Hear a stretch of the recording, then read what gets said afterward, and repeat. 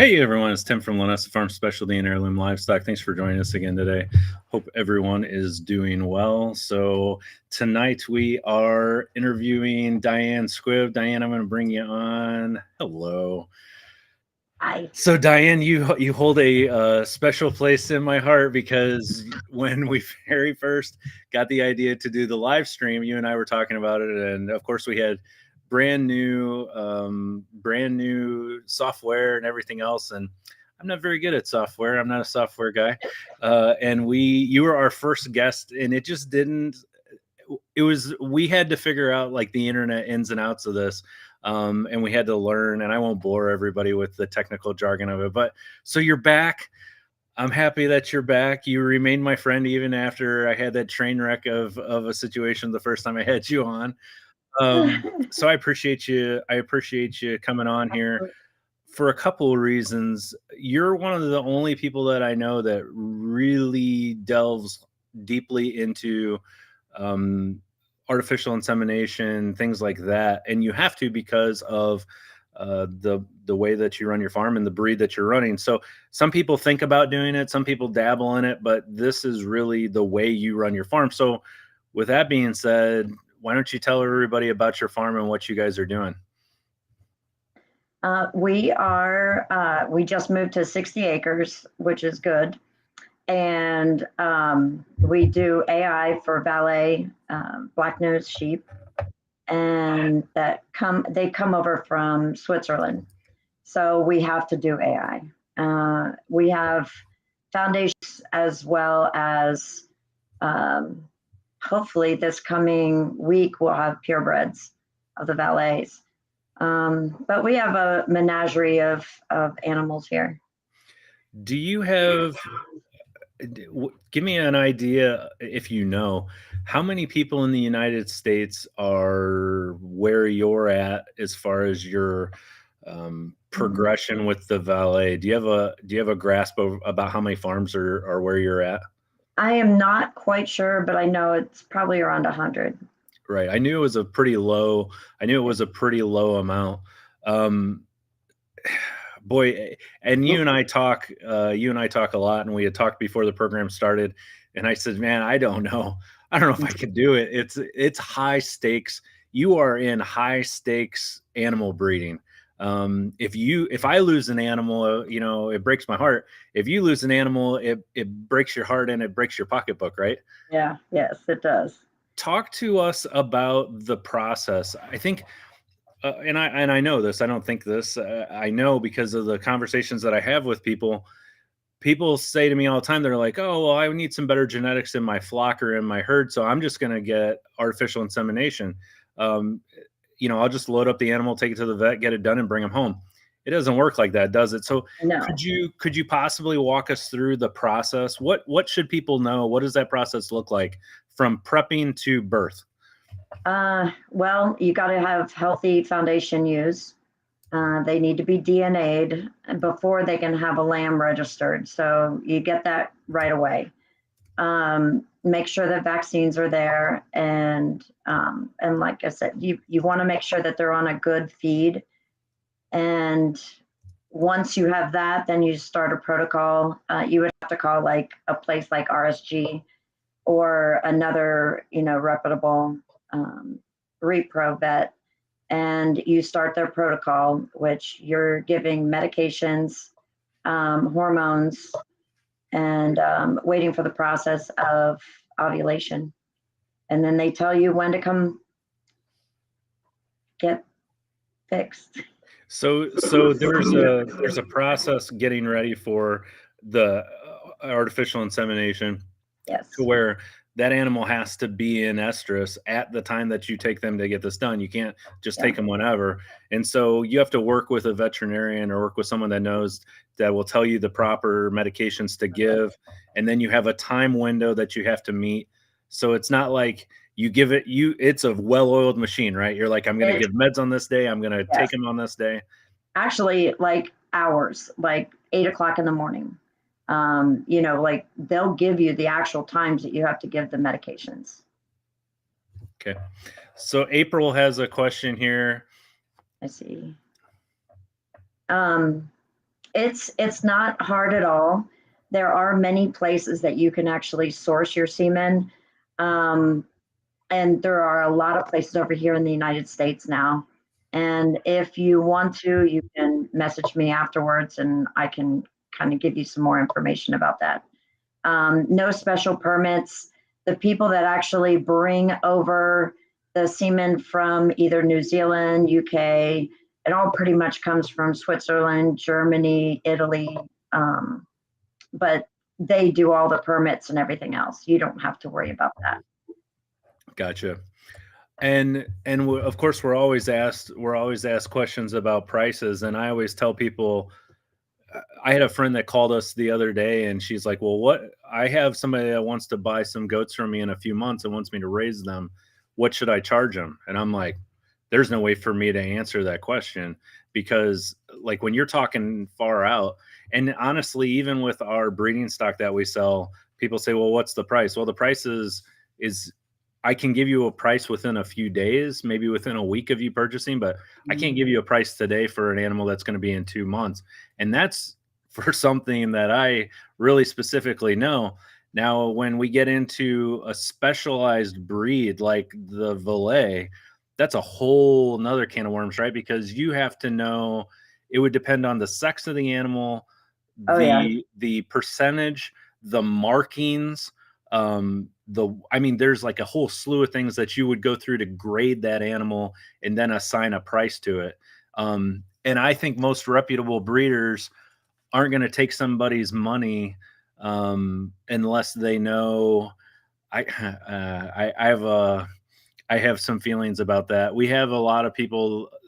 I understand you have to have a deposit in certain instances, but it kind of bothers me when people are taking lots and lots of deposits and they don't even know if they're going to have enough animals to fill that. So whatever. That's But I guess, happened to a couple breeders. yeah. And so my point is that there is no way for you to just give somebody a flat rate. Like for them to call you and say how much, and you just give them a You can number. give an approximate, but it all depends on what comes out. Your rams have to be castrated, so that will be a lower price than what it would cost if they were ewes. Ewes definitely go for a lot more. But markings, yeah. Yeah. Yeah. There's a lot. And you'll run into that. The more specialized the animal is that you're getting into, and the more, um, characteristics they're looking for in that animal, it gets, more and more expensive, and it gets more and more difficult to give someone like a flat out rate. So here's this question. I'll let you answer this one. So Deborah says she's excited to see you. She wants to know, is your semen straight from Swiss, or is it from New Zealand, or where are you getting that from? And then Scrapey, are you guys testing for Scrapey? We are this year. We haven't up until now, and we get everything from New Zealand for right now.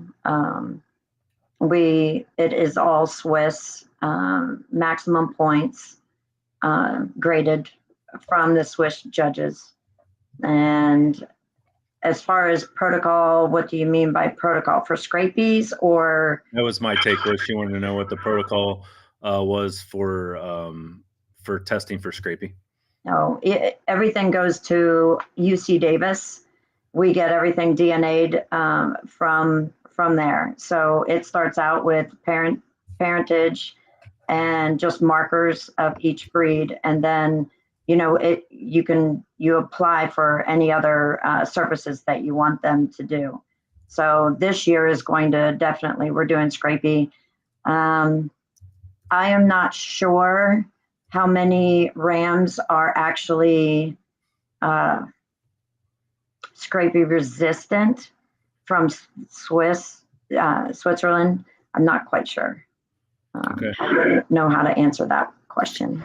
Yeah, and I don't know either. I know here in the U.S. we have certain breeds that seem to have a little bit more of the Scrapey there than others, but so I guess that was something that I didn't know. I guess I just assumed that most of the semen was going to come right from Swiss, but the reality is you have brokers throughout the world, and so essentially you have certain brokers probably that are getting, and I don't know if that's the correct term, but they're getting the semen from the Swiss and then they're selling it in other places. They're actually, most of them are coming not from brokers, but actually from other breeders over in either New Zealand. The UK, it was just recently allowed to have scrapie resistant rams actually be transported over here, the semen. So I think nothing can come out of the UK without it being scrapie resistant, period. And all the rest of them, most of it was coming through New Zealand at first. So it has to go from Switzerland to, the UK, and then from the UK to New Zealand, and then it goes from New Zealand to here. It is complicated and it changes monthly. Sure. So tell me about, well, there's a couple things I want to know. So you and I spoke about this beforehand about getting your feet wet with these animals, with sheep or goats, and my thoughts are, artificial insemination is becoming a huge issue. With sheep, a lot of people are using it. I shouldn't say issue. It's becoming a thing where a lot of people are doing it. We're seeing it more with sheep and goats in general. It's a lot. It can be a lot of money. And so I think people really need to get their feet wet, at least take a couple of seasons to get their feet wet with other animals before you don't want to go through a learning curve with thousands and thousands of dollars animal. I don't think that's a good idea. Now, how did you start off? We started off with 3 Scottish Blackface. That was it. And they were all pregnant with Scottish Blackface. So that's how we started. And it just, I'm so glad that we did. You got to understand that we came from never having sheep to having sheep in my yard. I had no clue what to do other than, watching a million videos and reading a million, books and peer-reviewed documents and, everything else, just to try to make sure that I'm doing the right thing for the sheep. Very lucky to have Scottish Blackface because they're just resistant to new people. They're hard to, I hate to say it, but they're hard to kill. And they're easy to take care of. So it made things a lot easier for us. Right. Finding the protocol. And now we did AI with them the following year. And that was our first year for AI. And that was an eye opener as far as the process. And that was nerve wracking. So when we're talking about the parent breeds and what we want to do, is there any guidance that you get? I guess, who is your overseeing organization? Is there one? Is there multiple? There's 3 of them that are out there. As far as what? Do they give you any direction as far as what you did? Did they help you out and say, you want to start off with these recipients, or does it matter? Sorry.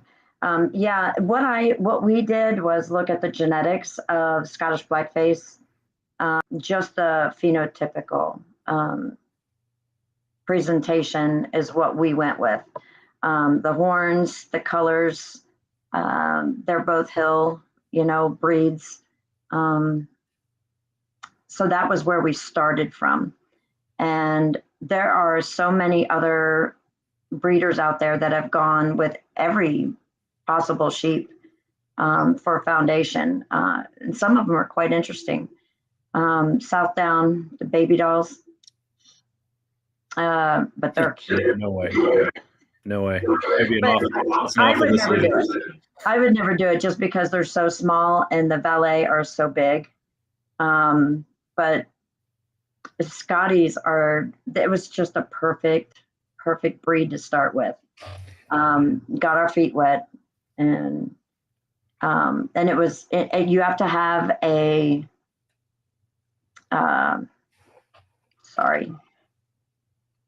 I keep seeing this over here on the screen and I need to like stop looking at it because Yeah, this is distracting me. I don't have pictures for the people at home to see, but there's a lot going on for this program. Like there's a lot going on. And I keep getting distracted and I'm like, wait a minute, what was I saying? Okay. So with the Scotties, we have them foundation tested. We want to start with a purebred so that you know what the genetics are. So no matter what breed you start with a purebred and go from there. You have to have them registered. So once you have your foundation stock registered with one of the three, now there might be other registries in Canada and elsewhere, but I'm talking about like the United States, three main ones. But you have to have them registered. And then once they get AI'd and you have confirmation of, an actual pregnancy, then like RSG, they'll sign off saying, yes, this is what we did. This is what we, gave as far as AI goes for the semen implant. So the Scotty makes sense to me because, like you said, phenotypically, you're closer to your end product. It seems to me like you could really get yourself into I wouldn't want to breed in things that I've got to try to turn around and breed back out. Like that's a problem. And of course we want something that is well known for its good mothering abilities. And, there's a reason why people use,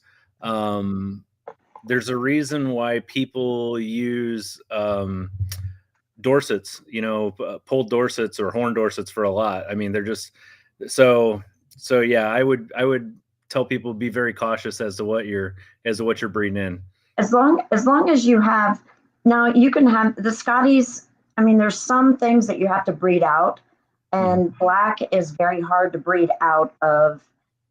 One, since we have been doing this, it's we have noticed genetic wise, phenotypical. But if you start with either Scottish blackface or a white horned animal, then you're good. But they've had everything, Romneys, I mean, everything. And they all make, eventually they're all going to have, the 96% Valais in them. So you'll eventually get there. It might take a little bit longer. Right. Horns, I think, is a big deal to us. So I feel that made us a little bit further involved in doing Scotties. But that was just our opinion. And it was just kind of where we took it. Well, let's be honest.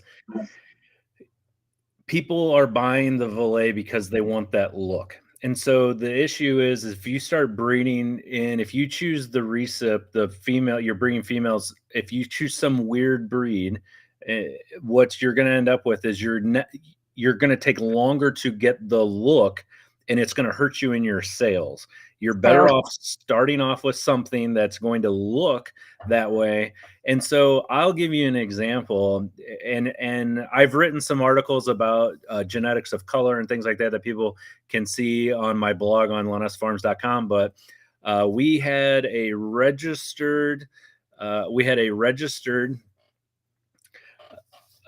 pulled Dorset that we got out of a national breeder that was a club lamb. So when I hear club lamb, I think, okay, I take registered with a grain of salt because there may be something else bred in that back in the Lord knows when.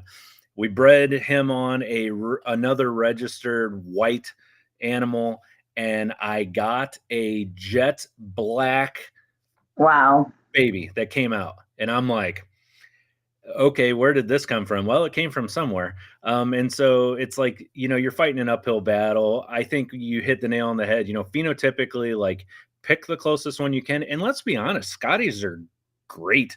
They're great sheep. Yes, Dorsets are great sheep. I like Romney's, one of my favorite sheep we ever had. His name was Mitt because, I mean, honestly, if you're going to have a male sheep that's a Romney, what would you name it other than Mitt? I mean, let's be honest.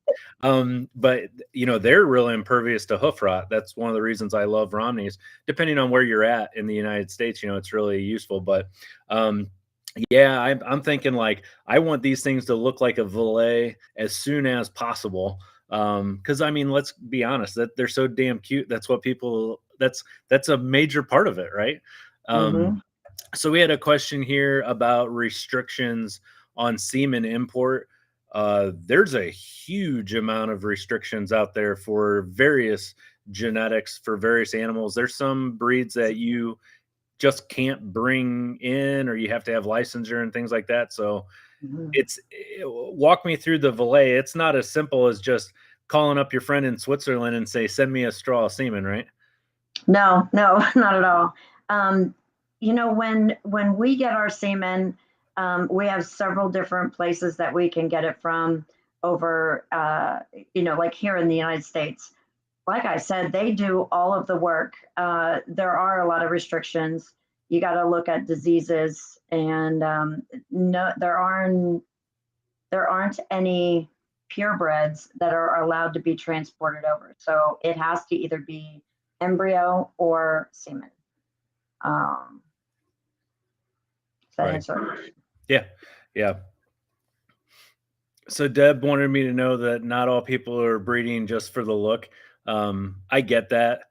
I'm just going to make a blanket statement that says most of the people out there that are buying these things for pets are buying them because they're really cute and that's what they look like. You get you get the awe factor with these animals. I mean, I've showed pictures of elated grown men, and they're just like, oh, they're so cute. But I get it. Yeah, wool. The wool people. I say the wool people. Um, the wool people. Uh, yeah, wool's a huge deal. I think it's Absolutely. coming back. We had lost some of that. I think people got out of wool. When I was a kid, wool was subsidized by the government, and so we were getting money from the government for our wool. And now I throw a lot of our wool away. I mix it into my manure piles, to Oh, be honest. wow. Yeah, I have no market for my animals. I don't raise any real wool breeds. And so I have some Cormos and stuff that I'll save the nice wool Mm, off of and give it to someone. But like my yeah. Dorsets and stuff, like nobody's The paying me. Dorset? Yeah, nobody's paying me for that wool. I don't Mm. blanket them. They're on pasture. It's full of junk. I just shave them and I throw it in the manure pile and mix it up. Um, Well, I'm a little bit of a fiber freak also. Ever since COVID hit. So, and it's so true about the fiber. But there are so many things that you can do with so many different sheep right. as far as fiber goes. And I love the curls, and I kind of like curls with all of the sheep. Cheesewater, Wensleydale. I mean, they're all my favorite. Now they all have a different fiber, you know, quality to them. So I use them for different things. We have a foundation ewe right now that we bred a Scotty with a Teeswater, and the wool is so yummy. I love it, and it's so soft. It reminds me a lot of the Teeswater, but we are breeding that to the Valais. And you're also going to have softer, finer wool when they're lambs than you are if they are older. It gets coarser throughout. Okay. Um, but yeah, I love the wool too. Yeah, I'm pretty ignorant when it comes to wool. I spend so much time on the health side of sheep and goats that I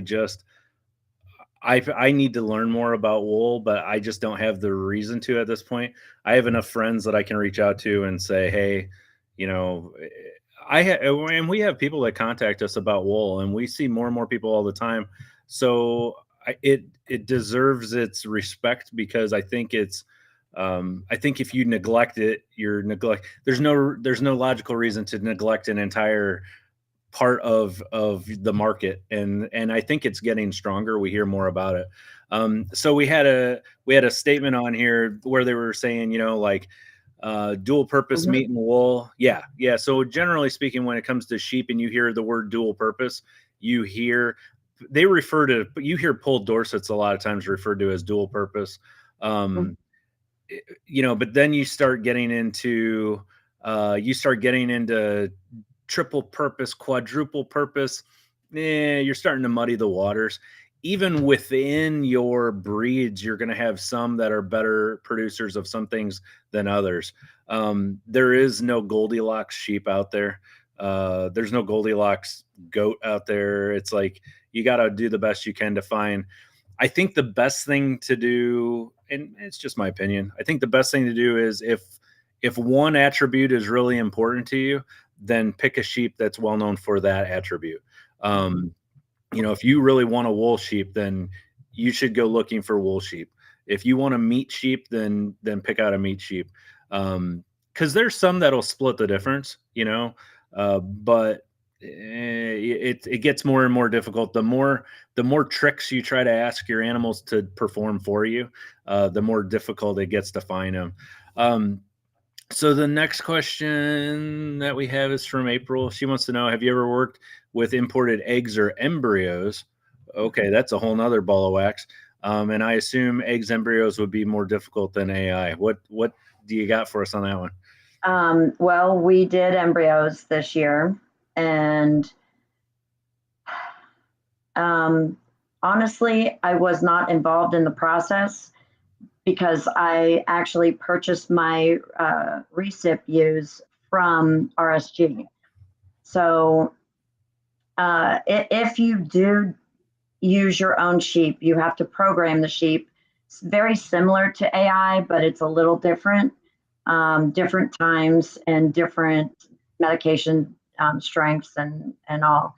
And then they do the embryo testing. And honestly, I just got a text message from Allison up at RSG, and she just said, they're implanted. Yay.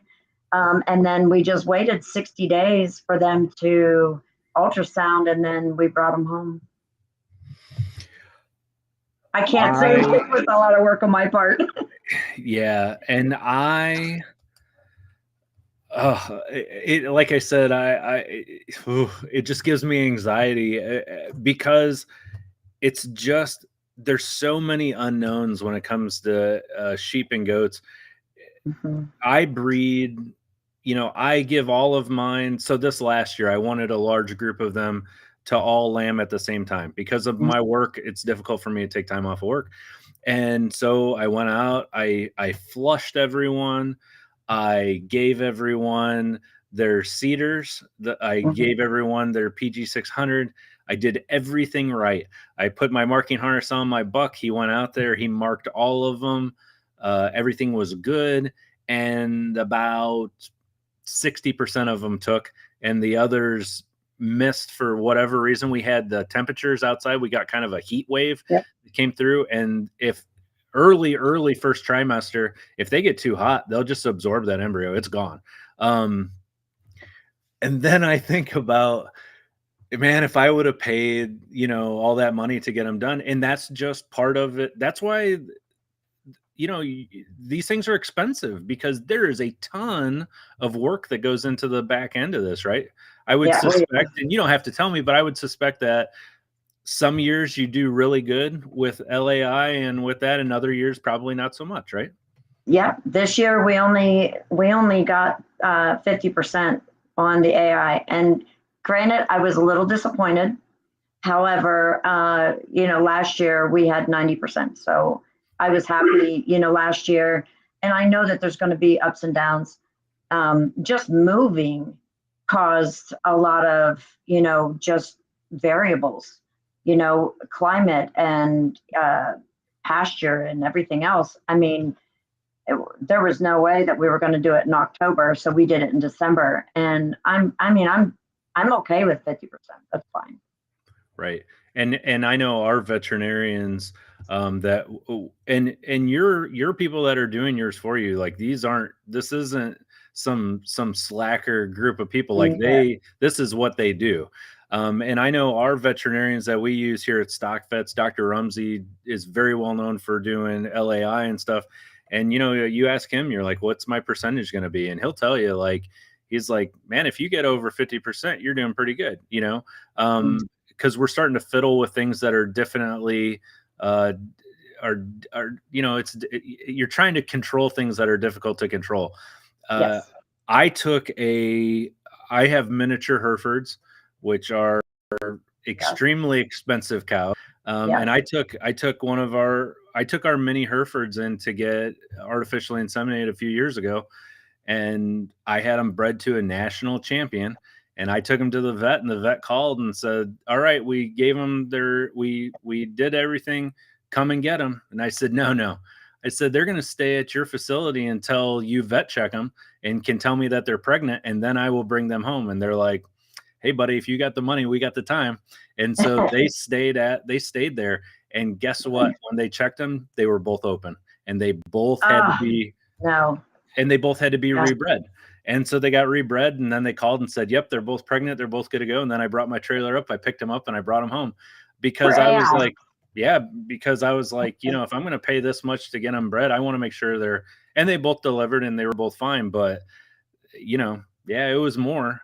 And then somebody called me and said, we had the babies, and somebody called and said, "How much do you want for that female mini Hereford?" And I said, "Well, she was artificially inseminated and bred to a national champion, and I want $3,000 for them." And they're like, "I can go to the sale barn and buy one for," I'm like, "No, I got more, I'm into these animals. There's a lot to it. So you made, Deborah said you made her day.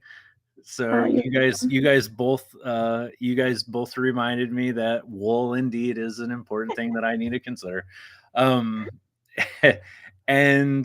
isn't the internet great? I think back to, you think about all the things you can learn on the internet today that were almost gone. So many things that were almost lost to, I would say, my grandmother's generation. My grandma knew how to do all kinds of things that I didn't have the common sense to pay attention to when I was a kid. And then you grow up and you think, "Oh, I wish I knew how to do this." Well, you can read that and figure that out online now, Yes. But boy, there was a lot of stuff that was almost lost. A lot of art, a lot of good information with livestock husbandry, or even things as far as like crafts and things you do at home. Like, you can go online and learn all this stuff. So for all the negative stuff that we get off the internet, we do get a lot of positive. Stuff. So yeah, cedars are a progesterone implant that goes in the ewe or the doe. It's in there for about 7 days, and then we give them a shot of HCG, which basically helps them to go into estrus, and they usually go into estrus. I know my ewes usually within 12 to 24 hours after I give them the HCG, they normally, or the PG600, they normally go in, or they're receptive to being bred. So, but some of them, you give them a cedar and a shot and they don't do anything. So it is what it is. All right, let's see what we got here. Hopefully we can see your farm at a later date, see your baby. So impressed you guys did this. Yeah, we're going to come down and see you guys here once you have the babies at the ground.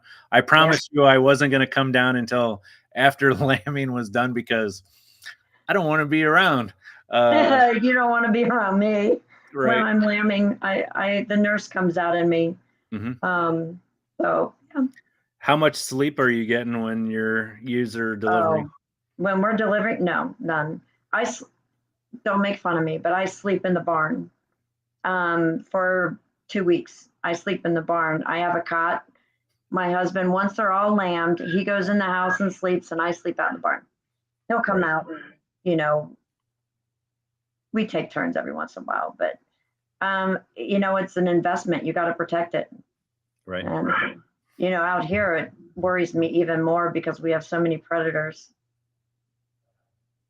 Right. So I don't want to see a lamb be a predator, right, a meal. Yeah. So April says the internet taught me how to replace the fuse in my furnace. There you go. That's right. And so with that being said, though, whew, you got to be careful, right? There's a ton of people online that would be more than happy to just, I don't know who these people are, but there's tons of people that are just more than happy to give you advice, and they have no idea what in the world they're talking about. Oh Um, yeah. yeah. So, and and I don't want to poop. I'm not poo pooing the artificial insemination thing. I just think people need to go into it with their eyes open. I mean, shoot, when it comes to sheep or goats or anything, like you can get, when you look at how much it costs for some of these breeding males, like, holy smokes, man, you can do really well. It can be a great way to improve the genetics of your flock or your herd, most definitely. Um, Now, once you get to the point that you have the 90, whatever, what's the percentage cutoff for them to be considered full or to be Um, considered a full registered? FUs are F4. They're registerable at F4. The Rams, they have to be picture qualified and judged to be F5 and be registered. Gotcha. But I guess that's the key is F5 for male or Ram. And that would put you at what, 96 point, almost 97%? Yeah, almost. So once you get to that point that you have males that are at that level, then can you start selling semen? And what does that process look like? It's that process is just basically you take your RAM up, have it tested. Usually it's for us, it's RSG. He's known worldwide, so we go up there. But you take your RAM there, they test, they make sure that everything is okay, and then they'll collect. And then we will store it up there as well. So it can be transferred to any vet at that point, around the United States. But we're hoping for at least one RAM around June or March 9th. So keep your fingers crossed. I just want one, really. Right. It helps to have your own stock, breeding your own stock. And that is one thing that I'm looking forward to be able to breed naturally. The Valais they're not seasonal. So they can have like 1.6, I think, lambs a year, but they recommend that you breed naturally one time if you're going to do that. And my only thought is all of the hormones that you're giving the ewe, it would really damage, like her ovulation or, like the amount of eggs that she'll have. So you want to breed naturally. So that's what we're hoping for, to have a ram so that we can, kind of substitute that. This is really interesting. Are you reading what Deborah just wrote? I actually covered up because it was distracting me so badly. So Deborah says in Canada, they just voted in the Canadian Registry allowing Valais. Oh, awesome. I guess because you see what that does to them, right? That would be like tomorrow them voting in that we could bring them into the United States. Like all these people that have been working for all this time, it would just no. Yeah. So that's kind of a bummer. That is a bummer. Yeah. Yes, it is. I'm sorry. It may not be. I guess if I had to play devil's advocate, first of all, this is not. I don't look at this as good news, for you, Deborah. But I suspect that the people that bring them in are still going to want to charge an arm and a leg for them. The few people that are going to import them. So I wonder if you'll still be somewhat okay. I don't know. I don't know. It's hard to say how these things play out, but that is kind of a bummer. That is. I'm sorry. Yeah. That is. I didn't hear about that, so right. I have to read up on it. Right. And then, you know, yeah, I won't even say it out loud because I don't want to cause any problems. People love to smuggle animals between sheep Oh, and yeah, okay. sheep and goats between the United States and our northern brothers and sisters. They do a questionable job of inspecting livestock crossing the border. I'll throw that out. I've got some friends that haul internationally. They haul between the United States and Canada, and let's just say that they tend to do a subpar job of inspecting the trailer sometimes. Hmm. So that'll be interesting. But the reality also is here in the U.S. is if you don't have the paperwork, it's not going to do you any good anyways. Um, So, so let's look at so when you're looking for a geneticist or if you're looking for someone to do this line of work for you, what do you want to look for? as far as As- your repro vet, Yeah. you want to make sure that their percentages are, you know, consistent. Um, Tad, he has been all over the world doing this, and he is very precise and very knowledgeable. You want to make sure that somebody is has been doing this on sheep and goats, you know, a lot more than what they would like cows or horses, even though that would work. But to just know livestock and know how your, you know, your sheep and goats are actually the reproductive, you know, cycle and everything else. And it's just that's what I would do. Look up their reviews. That's another thing. Word of mouth actually is a lot. It has a lot of weight. Oh yeah. But we just got lucky to have Tad with RSG here in Indiana, where we lived before. We were only 20 minutes away from him. Now we're a couple hours. So, but we're still near. So let's shift gears and talk about. So on the same note, you know, you still have all the problems that every other sheep farm has. So you have Mm-hmm. to worry about worms, you have to worry about nutrition, you have to worry about urinary calculi, and you have to worry about protecting these sheep. What are you doing in regards to livestock guardians? Do you have livestock guardian dogs? We have three. Okay, tell me about those. Um, Two are in training. We have an Anatolian. He's the oldest. He's 2.5. We're about to release him and let him be with the sheep full time, except for with lambing. We're gonna hold off during that time frame. Um, the other two are younger. One is below 6 or 8 months now, so he's not going to be with them for a while. He is an Akbash Kangal mix, and then we have a Karakatan as well. Um, we're going to see how she does. So, but so far, Badger is his name, and he fit up to his name. Um, uh, yeah, he's sent us on a good path of frustration quite a bit, and you know, I want a Great Pyrenees in there. I want, you know, I want a bunch of different breeds just because they are unique and they actually can bring more service to your farm. Some will be better with chickens, and which mine are not. One is getting there, but yeah, we've gone through quite a few chickens.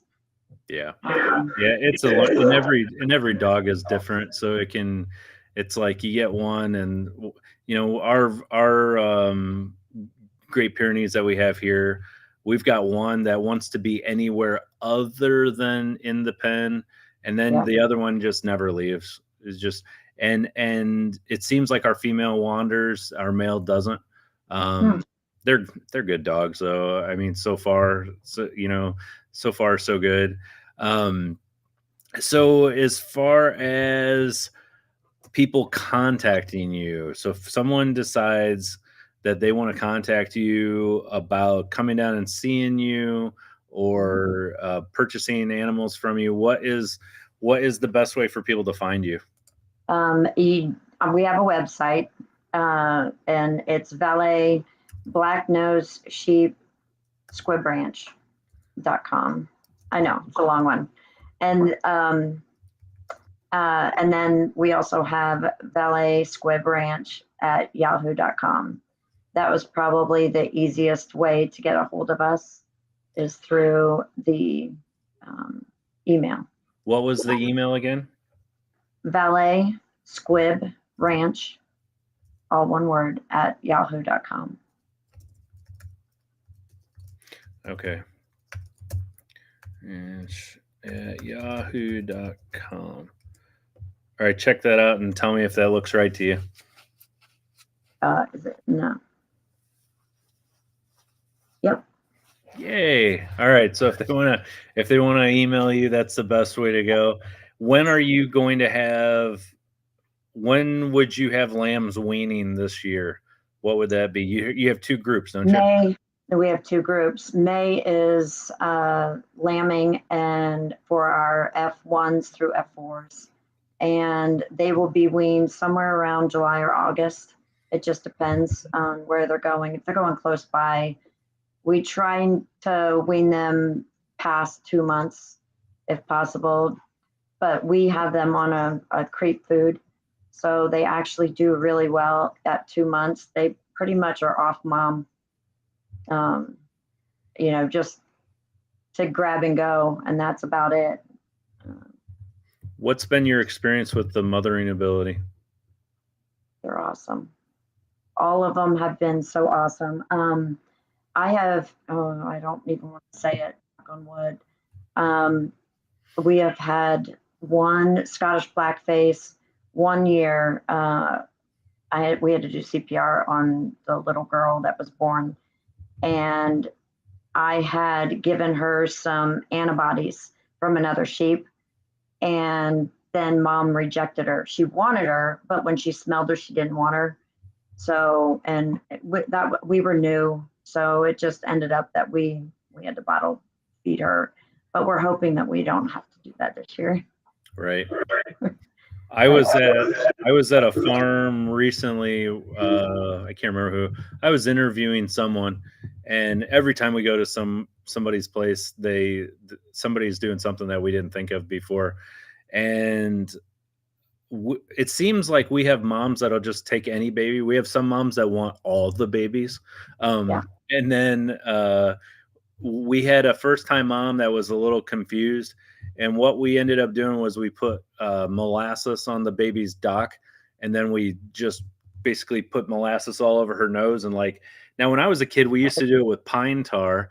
And then thinking back in retrospect, and I'm like, pine tar is awful. Yeah. And at least the molasses, they like to lick it. And so we did it. We put the molasses on the baby's tail end on her butt and put molasses all over mom's nose, and mom started licking the baby instinctively because she liked the molasses, and then everything went really well from there. So I'll definitely be doing that again in the future. We graft, we'll wet graft. Wet grafting works really well, but boy, it's tough. If they're not, go ahead. Weren't you going to do a video on that? I gotta have one that I need to graft is the problem that you run into. There's a lot of videos I would like to do that I'm like, oh, I'm going to do this. The next time we have one that's, in whatever predicament, I'm going to do it. And then it hasn't happened. I was going to do a new hypothermia video too. Like if I had one that was really down, and I do intraperitoneal glucose, and I want to do a good video on that. And I just haven't had any. I haven't had one. Which I guess is a good problem to have. Yeah, that is a good problem. We jug everybody. So it kind of separates everybody out so that it minimizes the problems, and it helps the first timers to actually accept their lambs a little bit better. And we leave them in there for 2 to 3 days, and then we release them. and they're fine. They're very good mothers. Yeah, I think the jugging, like if you can do it, if you have the space to do it, we jug all of ours. Um, well, I take that back. We have a few moms that are just like, there's no reason to, there's no point. But other than that, and most of the ones that we don't, I think we've had one this year that we didn't jug, and she's, well, no, never mind. I think guess we did. I guess we've jugged almost everybody. Um, yeah, Yeah, that's we the have a only few thing we've ever favorites. done. I've seen a lot of scary things out there on the internet of what can be done if you don't. Oh yeah, And I just don't want to be in that predicament. no, it's too much of a. It gives them too much of a leg up to put them in a pen together just by themselves. It's easier. It's less stress on the mom. It's less stress on the babies. Um, you know, because those babies are confused at first. You know, like you put them out in big population.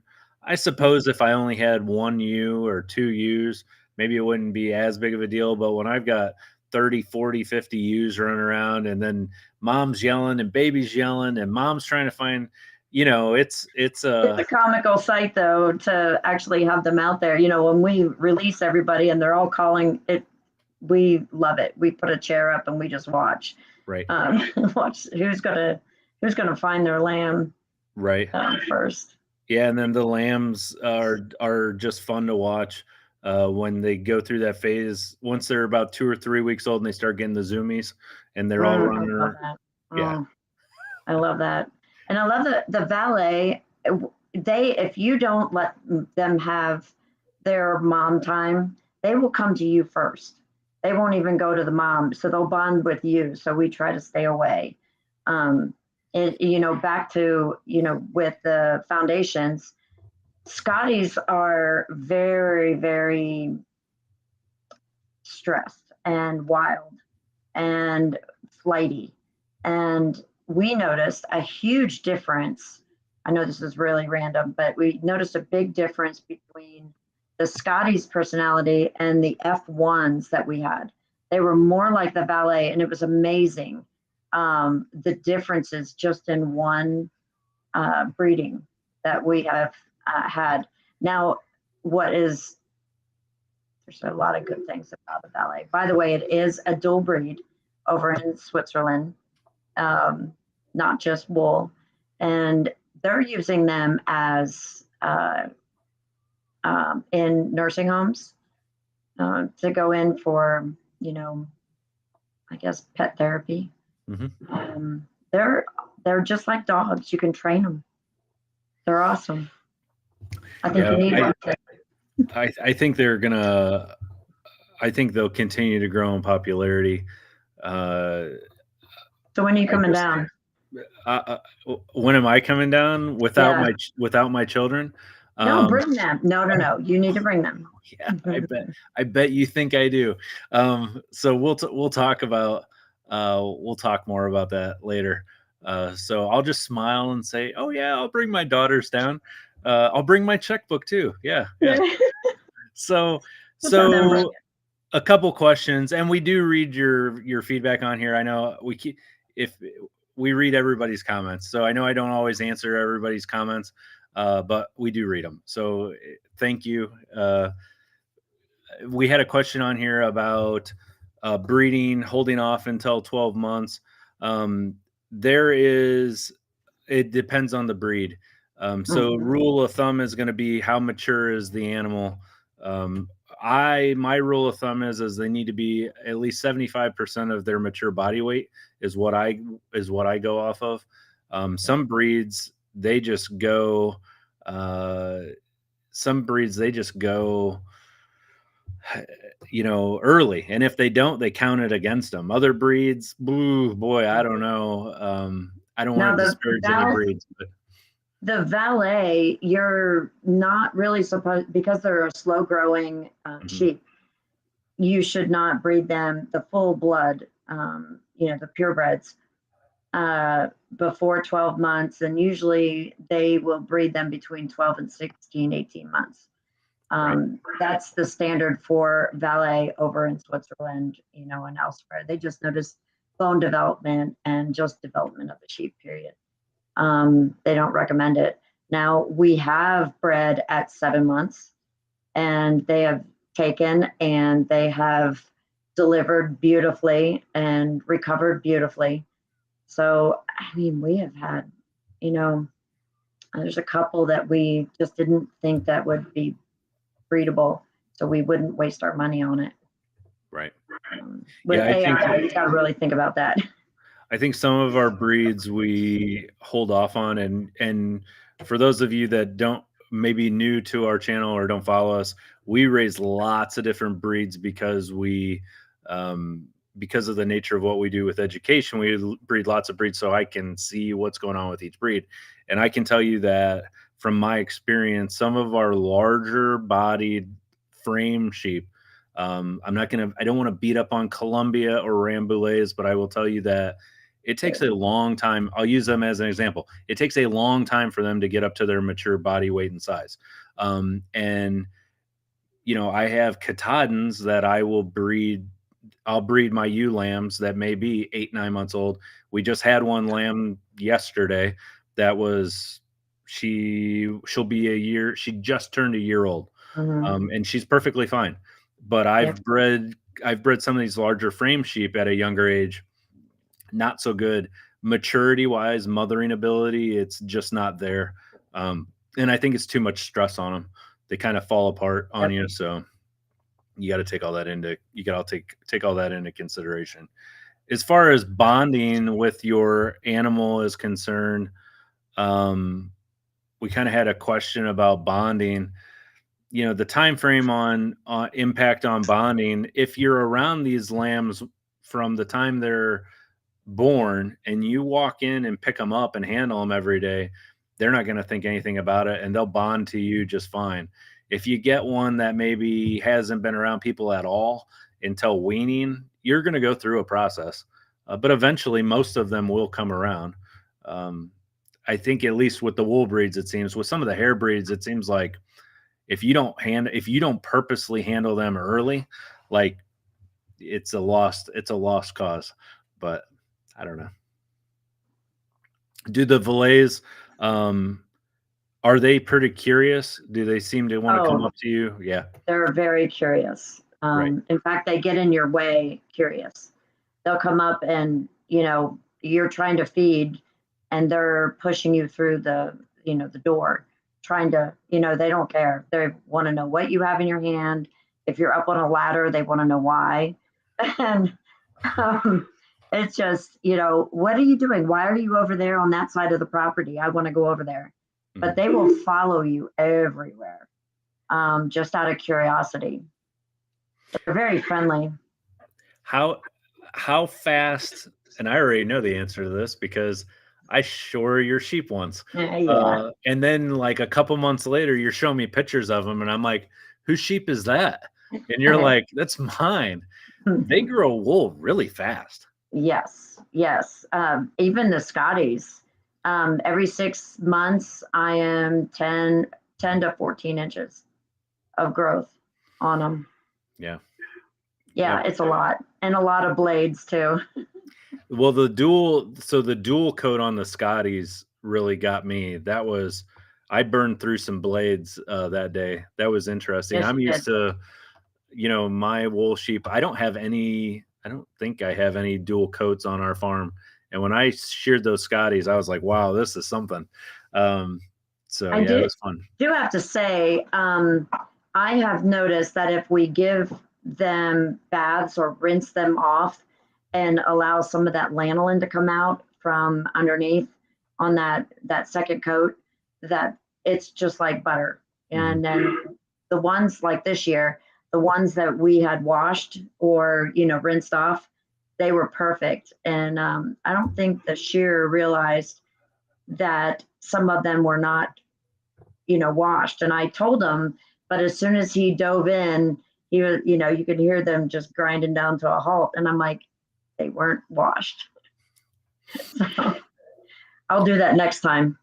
Now, are you using our shear, or since you moved, is that not happening anymore? No, he said that we don't have enough down here. Yeah, and you're quite a distance now. Yeah, that's Yeah. too bad.